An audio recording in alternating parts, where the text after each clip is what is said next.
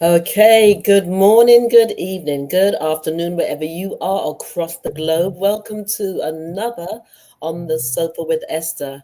And today with me, I have Kim Yarbrough. Kim Yarbrough. I know this is going to be an interesting and a fantastic interview because this lady has just got a new single out called Knock. And there's so much about that we are going to open up and explore. So, welcome, Kim. Thank you. Thank you for having me, Esther. Real pleasure, real pleasure. And thank you to Andre Pittman from Enthrone Records as well for always connecting Absolutely. me with some incredible artists and people. So, Kim, before I go any further and dive into this interview about this wonderful new track that you've got out, I like to ask my guests, who is Kim in a nutshell, in a peanut shell, or in a crab shell? Champagne and grits. Whoa, you love grits as well. With I, catfish you and know, everything. I actually don't, but it's such a great description of me. One of my acting Nice. coaches long ago named me that, and I was like, that really fits. That's correct. And what does that mean to you, champagne and grits? Because I just had this real visualization of champagne and grits. It's like, yeah, the finest of the finest, and yet you can flow between and still make it look like champagne, right? That's exactly right. I can talk with, converse with anybody on the planet, or so I'd like to think. And but I have very high standards and high taste for a lot of things, but it doesn't mean I can't communicate with everyone. Brilliant, brilliant, brilliant. And Kim, I mean, you've got a really sort of eclectic history. You're an actress, you're a singer, and you're so much more because even that description of the champagne and the grits, it's also about how expansive you are as a person. Yeah. And so you've got your this new track out called Knock, and with Dre Mhm. Infinite, my Infinite. pronunciation, Infinite, and I love it's the way you say it though. Infinite. that's my British, my British. I love it. I love it. And what I love about this track, Kim, is it's I love the flow. I love the upbeatness of it. But I was listening to another interview that you did with Dre, and he talked about adding something new to what was old. Is that making sense? A little bit of this, a little bit of that, and then you guys produced this wonderful sound. But it's more than a sound. It's a message. Hmm. Is that message in between? I'm going to play the track soon, but just tell us a Okay. little bit more about Knock. Well, it needed something fresh and modern. Mm, It needed an injection of life because I wrote the song 10 years 10 ago. years ago, yes. 10 years ago, I was inspired to write it. I was sitting listening to the band play at my church. They were just rehearsing, and it just came to me. Knocking the door be open. And I, Seeking. I fleshed it out. I filled out the lyrics when I got home, and it just sat there. It sat there for 10 Mm, years. I didn't do anything. Every artist, every poet or whatever songwriter has their little book or their little list of papers that they just jot things down on. And it stayed there for 10 years. And finally, we pulled it out because Andre of Enthrone Records said that he wanted to do something that would reach the young people. yes. Wanted to do something that would not only reach the young people, but that would cross over genres. Mm, I thought, okay, I got the perfect thing. And then we brought Dre in, and he put what's called a drill track on yeah. it. Hmm. Yeah. So it just it was just a match made where it was supposed to be, a match made in heaven. And what I love about that, knock and the door shall be open, seek and you shall find. There's this, and like I said before about you, I just get a sense of this expansiveness of I'm going to go through a door, but I'm going to knock on all the doors as much as I can. Does that make sense, Kim? And Yes. you've you've created a track that speaks to the young people, it speaks to the elders, and it speaks to something deeper as well. It's inspiring. It's got a touch of gospel. Like I said, Dre added a touch of drill. So it's the message also is seek, especially in this time where there's so much pain and heartache. Yeah. And your You'd be tracks, surprised. You'd be surprised if you knock on the door of knock on God's door or the universe or creator, whatever you want to call it. If you knock on that door, you'd be surprised that if you just ask, it mm, will appear right in front of you. And then it has the nerve to say, well, why didn't you say so? Why didn't you ask me before? Closed mouths don't get fed. wow. And if you're like me, I will try the front door.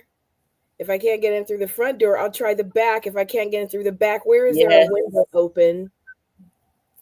yes. Absolutely, absolutely, absolutely. And let's just go back a little bit because you started off, I think, on your musical journey, if I may say, you started off playing violin. Is that right? I did. You did. And then as you sort of as you evolved, I also remember in something that I listened to, you said you prayed for your voice, and when you opened your mouth, God came through. I thought that was so powerful. Yeah, it took a few years. I remember asking for it when I was about 10. Mm. And it was, you know how you plant seeds and then you forget about them? It was something I really wanted, but in the meantime, I was doing other things. I was playing the violin, I was taking piano lessons, and it really didn't occur to me that my prayer was going to be answered. I just knew I put it out there, and you're being a kid. Mm. And when I was 18, someone took notice and said, why don't you do more of this? And I'm like, mm. So I took their advice, and yeah, that's how I started singing at the age of 18. Okay.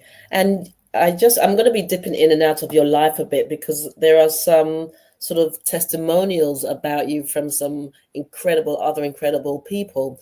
So Cheryl Lee Ralph dubbed Kim Yarbrough Little Aretha. Yeah, she A, told me that. a force to be reckoned with, Christina Aguilera. The late Tina Marie labeled her voice as the truth. Kim Yarbrough rocks it, diva style for real, Layla Hathaway.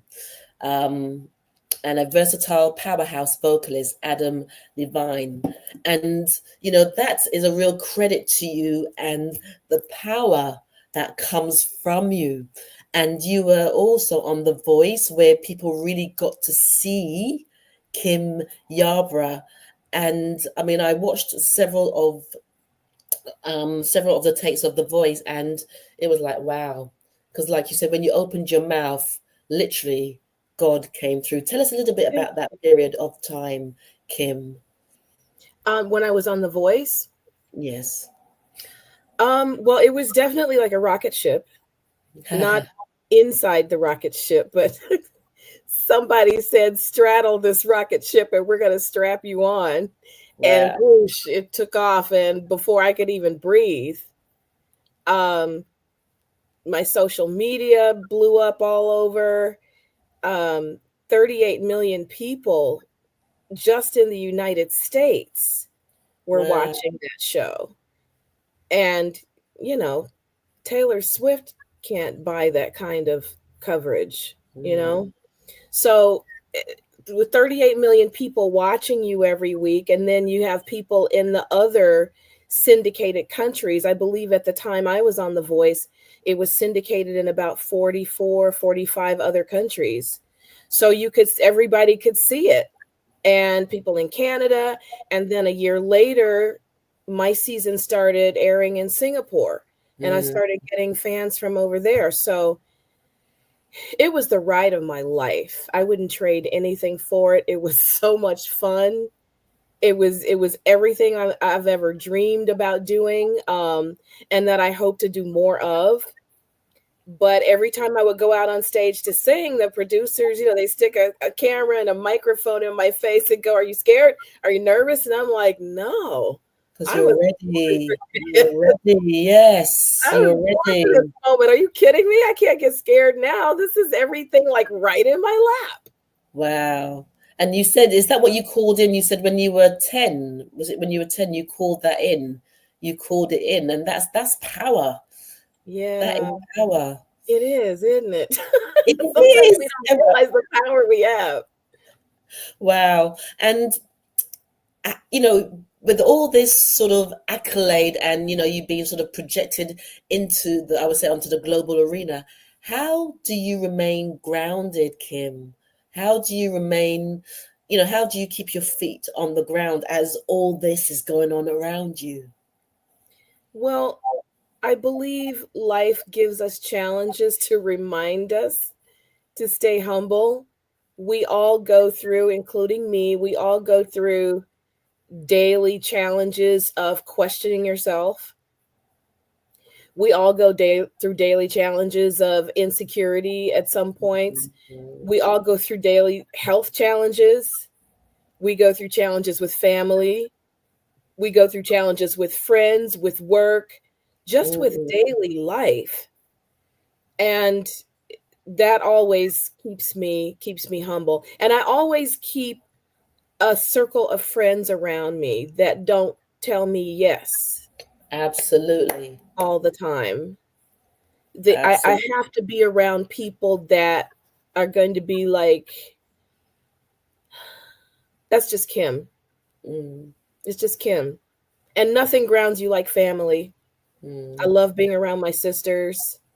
It just, I don't know, it feels like something settled in your soul, like something settled in your spirit, like in a comfortable chair that fits you just right. So And I yeah, being around my sisters helps. mhm.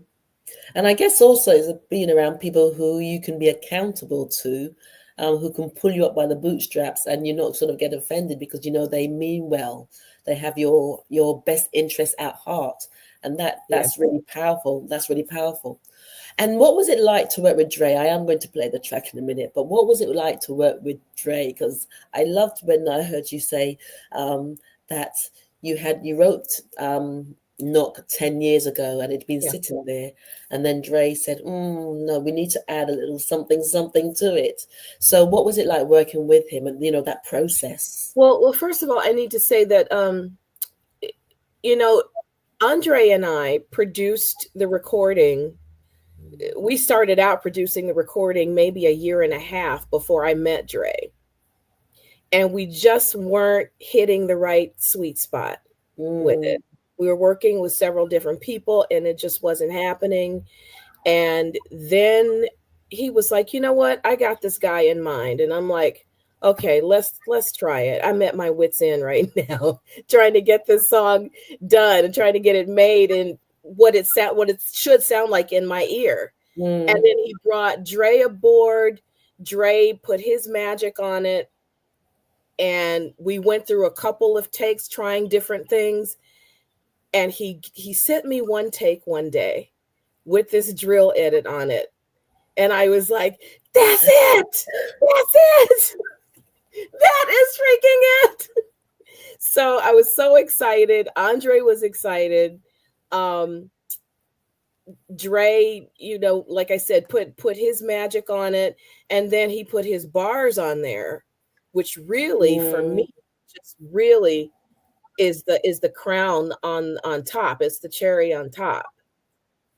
And so mm, yeah, working with him was just easy.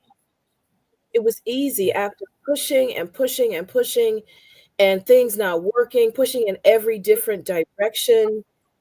And we got with Dre, and it's like it was supposed to happen that way. Just yeah. easy. And he understood what Andre and I were trying to say when we were trying to tell him what we wanted. And then, he wrote his bars, he wrote his rap section, or he spit it. I don't know if he wrote it down or not. He's so talented, he probably just spit it out. But It was just easy. It was like falling off a log, Mm, to quote my grandmother. yeah. And the thing with Dre is he has got that, he knows his stuff and he hears it. You know, there's something almost spiritual about how he connects with something and turns it into something different.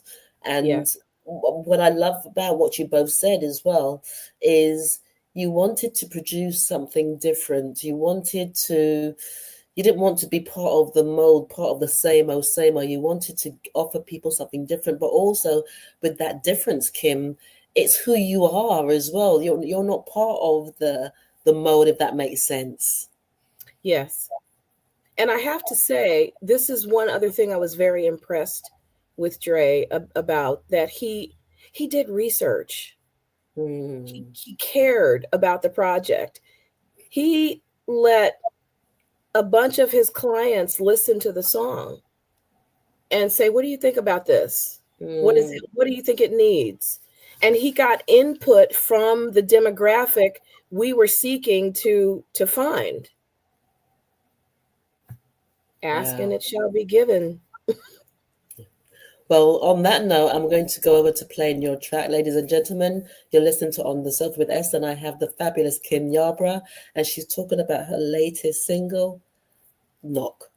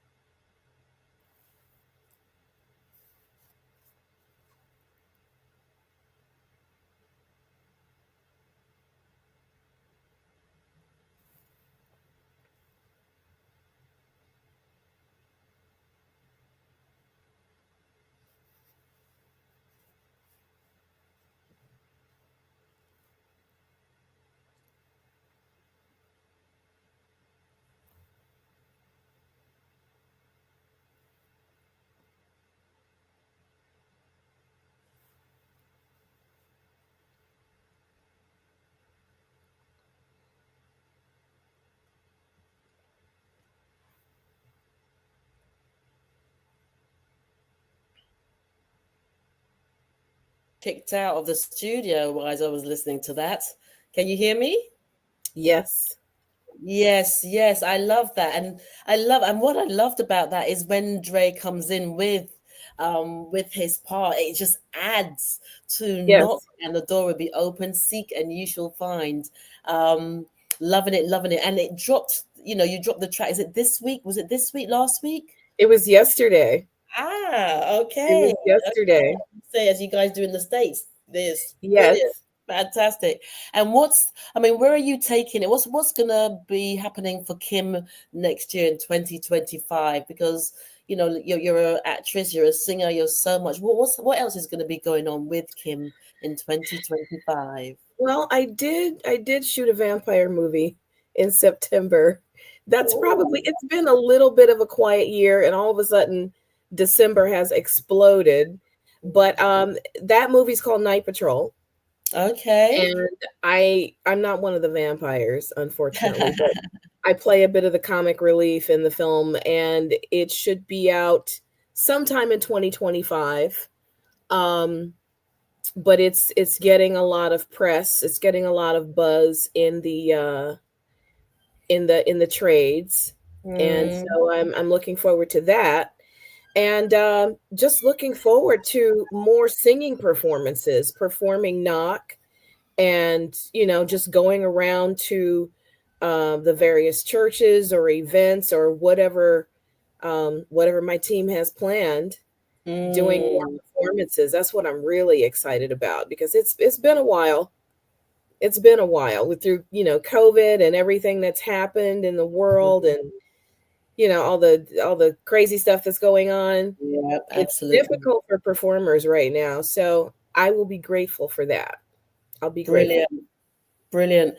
And if I had to ask you, if there's someone who's sitting on the fence, Kim, because your track is about inspiring, your track is about that crossover, inclusivity.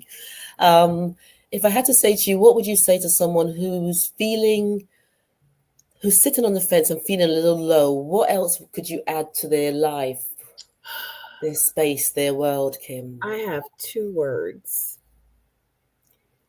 Hang on. Hang on. Like I said to you a few minutes ago, nothing much was happening for me Mm, this year. I mean, flatline. wow. But all of a sudden, in the last 3 weeks, I sign a new record deal. I have a new single that's worldwide. I signed with a new manager. Um, and I have to give a lot of the props to Andre Pittman. I have to give a Mhm. lot of the props to him. And he actually, I have to say this, he actually is a master arranger. I don't know if people know that about him, but he helped me arrange the backgrounds on the song, and he also sang some of the backgrounds and came up with some harmonies that I hadn't thought of before, taking Wow. it in a direction I hadn't thought of before. So he and I um he and I did the backgrounds together, but Mm. so we arranged them together as well. Fantastic, fantastic. We've just had a message come through from someone watching on Facebook, Basil Bankston. Kim, I've followed your career for several years. You're fantastic. I love your music and talent. Thank you, Basil. Thank Thank you. you. Thank you. Well, ladies and gentlemen, we're going to start winding down, but do go out and download legally, as you've said, the track Knock by Kim Yarbrough. Like I said, it's speaking to the heart, to the soul, to your musicality, and yeah, there's something deeper in the message. But just knock, as Kim says, knock, and the door shall be open. Seek, and you shall find. And Kim is a shining example of that. And just wishing you all the best, Kim, in 2025. I just get a Thank sense that things are really going to start to explode for you. And like you said, Andre is he's an incredible individual. There's so much humility about him, but he's also so talented and so gifted, and he makes things happen.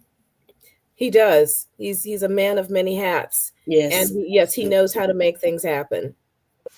yeah, yeah. So wishing you all the best, Kim. Thank you so much for your time. Thank And it would you. be great to catch up with you mid next year, because I believe by mid next, I just have a feeling that by mid next year, there's going to be a lot more to say as well. So keep on. You've Yes. inspired me as well, to keep on keeping on. So thank you, ladies and gentlemen. I've been talking to Kim Yarbrough. Do go out and support this artist. Basil says, stay with Jesus. Thank you, Basil. Thank you, Basil. Um, yeah, just wishing you all the best. Have a wonderful week. And just to say that tomorrow I've got an extra show. There's a gentleman called Sese, and he's written a book that's talking about emotional intelligence for young people. And then on Tuesday, on the sofa with Esther, Tuesday's Words of Wisdom, there's a very, very powerful show. We're talking about addiction, sobriety, and healing with someone who's been through quite a journey, Mishi Matsumi. So thank you all. See you same time, same place next week as well. Kim, lovely talking to you. Thank you, Esther. You're doing great work. Thank you. Thank you. Bye. Bye bye.